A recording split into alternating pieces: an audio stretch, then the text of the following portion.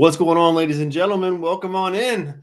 It's 1TS Daily live right here at One True Sport. How's it going? It's Thursday, January 9th, 2025. I'm your host, Zack Heydorn from Brass Ring Media and Sports Illustrated. Pumped to be here. And boy, we've got some news to discuss. Holy cow.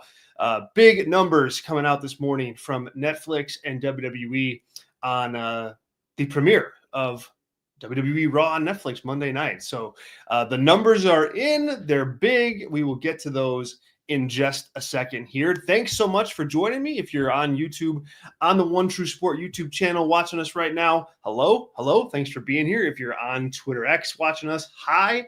Thank you for being here as well. All of you, hopefully, will subscribe to the One True Sport YouTube channel. We are live with this show every single Monday, Tuesday, Wednesday, Thursday, and Friday. And we are here to talk with you about pro wrestling. What's going on that day? What's going on in the world? What news? What shows? We break it all down for you right here on 1TS Daily.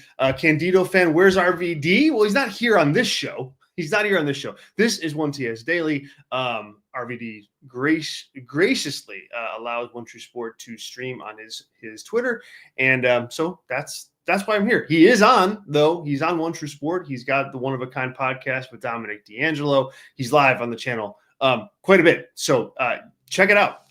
Head to the archives and just it's just not for this show. Thanks, Candido fan. Hopefully you stick around.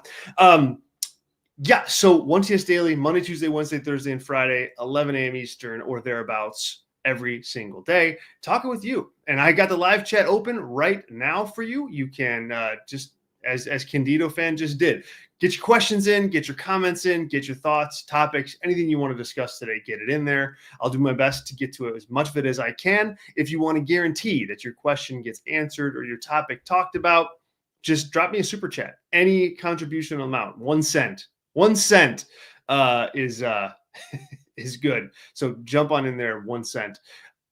We'll get to it. Any contribution helps us out, and I thank you in advance. For that. Also, want to just remind everybody, Brass Ring Media, my shows and my team at Brass Ring Media now stream live, all of our shows live right here on the One True Sport YouTube channel. We've been doing Brass Ring Media stuff for about 18 months or thereabouts. Really pumped to have the partnership with One True Sport. And so if you want to catch all of our live shows, it is on the One True Sport YouTube channel is where you can do that. So here's the deal. Subscribe to One True Sport on YouTube. Brass Ring Media, we've got our own YouTube channel too, where you can subscribe there. Also, all of our live Brass Ring Media shows are on your favorite podcast app, wherever that is. So if it's Apple, if it's Spotify, wherever, just search Brass Ring Media. And you can get all of our live shows absolutely free, right to your phone or your tablet or your computer, or wherever it is that you listen to podcasts, it is there. Cool? So subscribe, Brass Ring Media, subscribe to One True Sport. More on that in a little bit later. E is in the live chat, and E's wondering here, or E's first saying, hey, RVD might go live Friday, depending on schedule. And also ask, why do you do One TS by yourself? I mean, RVD, he is what he said on the Fonzie episode this week. Yeah, some shows are meant to be solo shows. That's it, man. So that's what they contract me to do. That's what I do. E, or Triple E, I guess I should say. Triple E. So that's why. No real reason other than that. All right, live chat's open. Super chats are open. Let's go. This morning, WWE and Netflix announced with a press release that the Raw debut on Monday night captured a global audience of 4.9 million people. In the United States specifically, the average was 2.6 million households. So massive numbers. They report this as a 116% increase over Raw's average 2024 U.S. audience. So just, big time stuff. I mean, that's the largest Raw in 5 years. And far and away, the biggest numbers, that they're going to see on any of their, regular television programming, whether that's NXT or whether that's SmackDown. this is going to be their bread and butter show. This is the A show now. With doing 5 million viewers globally. And like, there's just no question about it. So I think WWE is really happy with that. I mean, yeah, it's not 60 million or whatever like it was for the Logan Paul fight, but obviously the product itself is much different. It's not 25 million viewers like the NFL, but obviously that's much different. The thing that you have to remember is, so Netflix did 25 million for their games, okay? 25 million viewers. If you multiply that times 2, because they had 2 games, so that's 50 million viewers. If WWE, if they keep up on this pace, it'll take them 10 weeks to get to like overall total viewership of the NFL games. It's not that long of a time. And then when you think about like what Netflix pays the NFL and what Netflix pays WWE, like it's a good deal for them. It takes 10 weeks, yeah, but it's original content, it's live content, and eventually they amass, big time numbers. So I think Netflix is supremely happy with this number. When you take into the context of everything, if their expectations were, hey, wow, we really hope that they do 30 million. Well, first of all, that wasn't their expectation. I can assure you of that. But then they'd be disappointed, I guess, if you had the wrong expectations. But this as a first night out, big splash, Rock, Cena, CM Punk versus Seth Rollins, a huge card, Roman Reigns. Like this is good. This is a good way to start it off. And WWE is even happier. I mean, that's the makings of a good partnership is both sides happy. And I think they are in this case. WWE gets to massively increase their audience on one show. Just by airing that show on a different platform, they have access to bigger numbers and bigger viewership. So, and yes, look, they blew up the card. Okay, right? It's not going to be like this every single week, but that's 5 million global viewers that they get. Okay, so if next week it's 4, if they lose 1 million global viewers, and next week it's 4, that's still almost triple like the 1.4 million domestic viewers that they get on the USA Network for SmackDown on Monday nights up against the NFL. I mean, so any way you slice this, it's a good thing. It's a good thing for WWE. Now, they've got some challenges ahead of them. They premiered to on Fox to almost 3 million viewers. I think maybe even it was more than that. And little by little they lost that viewership. They were doing in the high 1.8, 1.9s, would get up to the 2.3, 2.4s with Rock and Roman during WrestleMania season last year, right? So, they still are going to need to work hard to get these people to come back. And that is a mission. Next Monday, episode 2 of WWE Raw on Netflix is going up against an NFL playoff game. That reality is still there. So, this is not, they treated it as a celebration on Monday night. And they should have, I think, or to an extent. They went a little overboard. We talked about that on Tuesday's show here. But that, okay, celebrate. But now the work starts. You have 5 million global viewers. That is your ceiling at this point. It has to be, right? I mean, it has to be looked at as, all right, this is the top of where we're going to go. We had no NFL competition. We had The Rock. We had John Cena. We had a pay-per-view level card. We had all the hype in the world around the media and entertainment industry. Like that's the water level. So it's not going to stay there forever. So how can we keep it at 1.5 or 4.5, 4.3? How do we keep it from dropping to 3 million global viewers, right? Now that's the new goal. And that's how I think you judge WWE's success, moving forward. What is that viewership a year from now? They're probably not even going to be reporting these numbers every week unless they're like staggering. Like I bet we don't get a report next week unless for some reason it's 5.6 million, which I don't think it will be, but that's the only reason. That's the only reason. So a good night, no question. WWE is going to shout from the mountaintops that they did these numbers, no question about it. But now you're kind of on the clock if you're WWE. What's next? What's episode number 2? What's episode number 3? How do you keep momentum? How do you keep people interested in coming back? Because you don't have like the media hype train for this every single week. You're just not going to.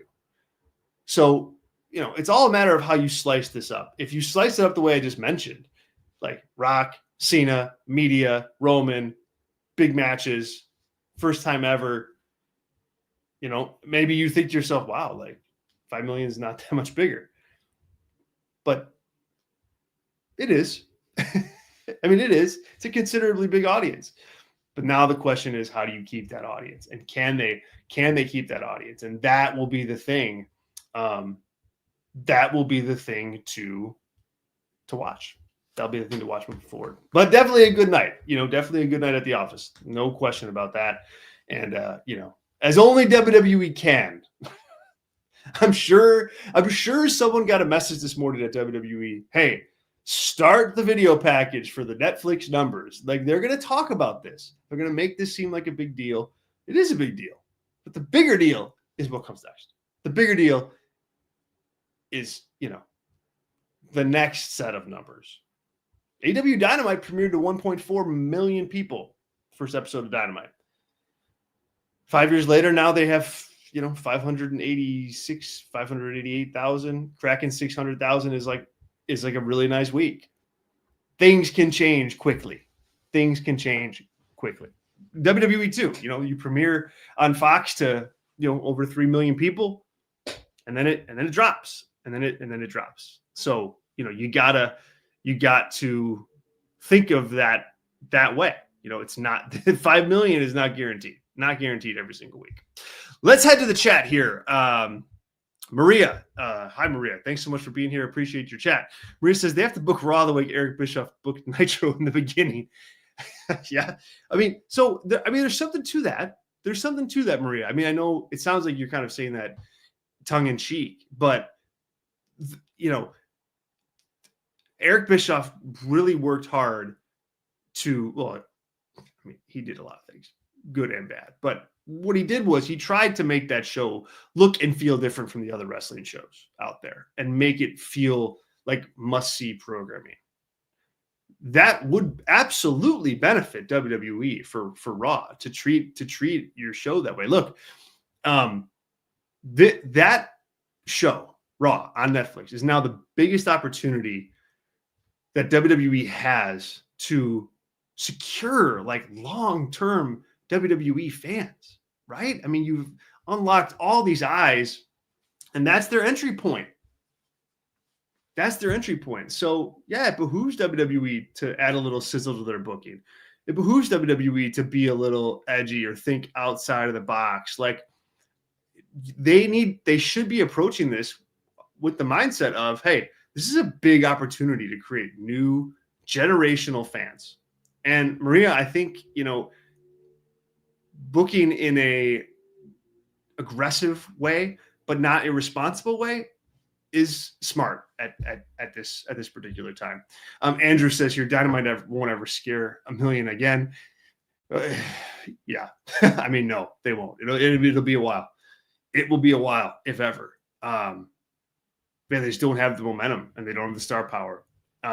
So yeah, it'll be a bit. That's a sad story when you think about if you're looking at AEW just from a viewership perspective. Man, they've lost a ton of viewers. So many. And they don't really, I think that if they trotted out Kenny Omega against Kazuchika Okada, on Dynamite, I still don't think it does 1 million viewers.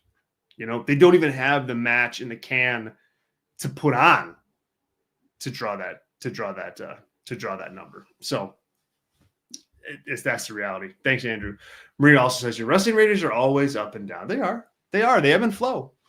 But you want to look at the averages. You want to look at, you want to have some sort of consistency there. That's one of the beauties of WWE programming is like they can tell partners like, look, we're going to get 1.5 million viewers for SmackDown on average, pretty much. Yeah, some weeks it'll be 1.4, and yeah, some weeks it'll be 1.6, but on average, we're confident that we can deliver those eyes to you and for you, and they do. So yeah, up and down, but there's a consistency there. I mean, even AEW, like they can't say they're going to do 1.5 million, but they can say, with confidence, hey, we can deliver 600,000-ish folks on a show-to-show basis. That's important for partners. All right, more on that as news comes out, and I'm again really curious as to what they report next week. Is this going to be a regular thing? I doubt it. I doubt it. I would really doubt that. I think part of the you got to think that WWE just loves the fact that they're not beholden to ratings anymore. I mean, they are because they have to they have to deliver, and they have to deliver strong viewership that gives Netflix a return, but not in the same way that they were when Raw was on broadcast or on cable. It's just a little bit different. It's a little bit different, and the fact that Netflix isn't going to report those numbers every week unless they want to. You got to think WWE's loving that too. All right. We'll put a pin in the WWE talk. Let's talk AEW Dynamite last night. I thought last night's episode of Dynamite was a really good show. Really good, but strategic show in terms of presenting their talent. And that starts with Kenny Omega. I said this yesterday on 1TS Daily. I said that sometimes you have to treat your stars like stars. And yeah, it's a talking segment. Yes, AEW is a match promotion, of course, and we all know that. But Kenny Omega returning to your company, the big star coming back after over a year away, you got to feature that in a big way, or it behooves you to feature that in a big way. And I'm glad that AEW did. They gave him the main event segment. They gave him a big entrance. They gave him a lot of time to do his thing. And, if you were tuning in to AEW for the first time and you saw that Kenny Omega segment, there's no other way to look at that except, wow, the biggest star in the company is back. Cool. And I thought Kenny was really good last night. I mean, he looked the part. He didn't look disheveled. He looked well-dressed and maintained. I thought he cut a pretty good promo and a pretty personal, down-to-earth promo, just talking to his audience about what his health situation was like. And, and then he got a little wrestler about it. Hey, man, if I'm not wrestling, I'm not living, right? I mean, that's what wrestling fans want to hear at a wrestling show. Obviously you don't want Kenny to sacrifice his long-term health for this, but, there's a part of what Kenny's saying you want to get behind. All right, yeah, I want to cheer for somebody that needs this business and breathes it as much as I do as a fan. You want that. And I thought Kenny Omega hit the right notes in a big way. Now, that being said, I did roll my eyes a little bit with the notion that Kenny Omega is going to be feuding still and again with Don Callis and the Don Callis family. It's it just feels like we've been here before. And we've been here before. Ospreay was involved in the Don Callis family when Kenny wrestled him. The Konosuke Takeshita was involved with the Don Callis family when they wrestled. We've just seen this rivalry play out. So on one hand, that's eye roll inducing. On the other hand, Kyle Fletcher, I think, is a strong singles opponent for Kenny upon returning to AEW. That, I think, is somebody that you can get a really good match out of. You can get a good long-term program out of too, where you're developing characters where, Fletcher is like, for lack of a better word, final boss, or as Andrew says here, Fletcher is the final destination. Has to be. Yeah. That's a good way to go. So while the Callis stuff I don't love, there's talent in his group that makes sense. As Tracy says here, Ospreay and Omega involved as a team, that's interesting. I think that's pretty compelling. You put two of your top guys together and have them feud with a big bad heel faction. I think that works. That works, Tracy. Again, it's not so much the talent against Kenny that I have a problem with. It's just like Don Callis. Like, they've been attached. Like, their story begins in like 2021 when Kenny's the world champion. It's just like, okay, like, been there already. But there's talent in his faction that make a lot of sense for Omega at this time. The big picture around Kenny Omega, after seeing like the last week that Andrew H says here in the chat, don't call them the mega powers of 2025, Tracy. You mean the Omega powers? How about the Omega powers, Andrew? Did you see what I did there? You kind of did it. I just took it the full step. Yeah, I'll see myself out. Anyway, long term here, I think what you've seen in the last week is Kenny Omega like jump out in front of the pack as the top guy in AEW. For better or worse, Swerve hovered there for a while. Adam Page hovered there for a while. Ospreay hovered there for a while. And they're still hovering. They're still hovering. They're still up there. But with the week that Kenny's had, he has put himself in the position to be considered top guy. And if I were Tony Khan, you need that. All wrestling promotions have needed that in their history. It's part of it. It's like a baseball team. You got to have a pitcher. Football team, you have to have a quarterback. Yes, you can reinvent here and there, and yes, you can do some things that are a little bit different, but you need to have a quarterback if you're going to win. The same thing here. You got to have a top signature star if you're gonna win and if you're gonna be successful. And for whatever reason, we haven't seen Tony Khan like pick out his guy and just go with him yet, all in. And you're here now. You've got this second chance with Kenny Omega to be that guy. And I would love for AEW to treat him that way. And I think he can deliver. I think he's, he seems, at least yesterday, he seemed invested. He seemed ready to go. He seemed ready to play ball. And, put your money where your mouth is, Kenny. You want to be booked like Roman Reigns? You want to get a Roman Reigns type run? Okay. Start acting like Roman Reigns. And I think he can. In his own way, but I think he can.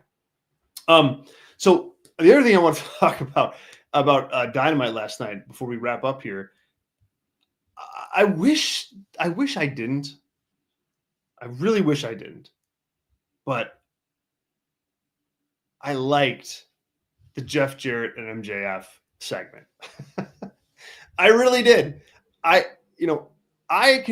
always impressed that Jeff Jarrett can continue to get the checks he does in the wrestling business. It's amazing to me. There's got to be some type of charm there that just woos wrestling promoters because they all want to give him money. But last night, I thought that like MJF, kind of made Jeff Jarrett like this likable babyface, where it's this old guy who's a little bit unsure about his future. He wants to keep going, but he's not so sure. And then like the arrogant MJF comes out there, offers his services because Jarrett, can't do it on his own, right? So he needs MJF. But like it was done in a condescending way. And so when Jeff Jarrett turned him down, you're like, whoa, that's a big baby face. Wow, Jeff, go. So they've got something here. Jeff didn't need to say much. And you're going to get a good match out of this. Now, I don't think it should be a pay-per-view match. I think you're looking at just like a TV match here. I don't, so I'm not advocating for this to be on the on the Revolution card or anything like that. But you got 52 weeks of programming to do. You may as well try to get the most you can out of Jeff Jarrett. If you have to put him on TV, whatever reason, if he's wooed you so well that you have to put if you have to put him on television, man, this is the way to do it. Go with it. And I think they did some funny stuff going on in the chat here. Tracy says Zach showing his true feelings is admirable. Yeah, I wasn't sure of whether I should admit this or not, but facts are facts. We're all about transparency. We like to give clean opinions, good or bad. In hindsight, we'll see. You guys might be able to beat me up on this for years if it goes bad, but for right now, yeah. Thanks, Tracy. Maria says here, I prefer to see MJF do something more constructive with a hotter name. Yeah, I mean, it's coming. That's coming. I think MJF and Kenny Omega is probably on the horizon for like a title shot. I think that could be there as well. Matthew Garrett says, as a Bible thumper, I'm going to fight MJF. Yeah, MJF was not kind to quote unquote Bible thumpers yesterday. So, not if you are one or if you consider yourself one. Yeah, I can see why you want to fight MJF this morning. All right, you guys, will wrap it up there. Thanks so much for being here. Fun show as usual. Tomorrow, we'll be back with a Friday edition of 1TS Daily. Who knows what the heck's going to come up to chat about. If you want to talk more with me a little bit later, I'll be on One True Sport this afternoon with the Brass Ring Media Podcast. Our Thursday episode of the show will be live 3 Eastern right here. And so we'll talk more in depth about AEW Dynamite last night collectively. Tyler Sage is my co-host. So you can check us out there. We'll also talk about these WWE numbers, and if any other news comes in on that, we'll be breaking it all down. So be there, be here. One True Sport, 3 p.m. Eastern. The Brass Ring Media Podcast, my weekly show that we do twice a week. Come ready to chat. Cool. Thank you guys so much. Have a wonderful Thursday. Hopefully we talk to you a little bit later. This is 1TS Daily live at One True Sport. I'm Zack Heydorn. We'll talk to you guys real soon. See ya.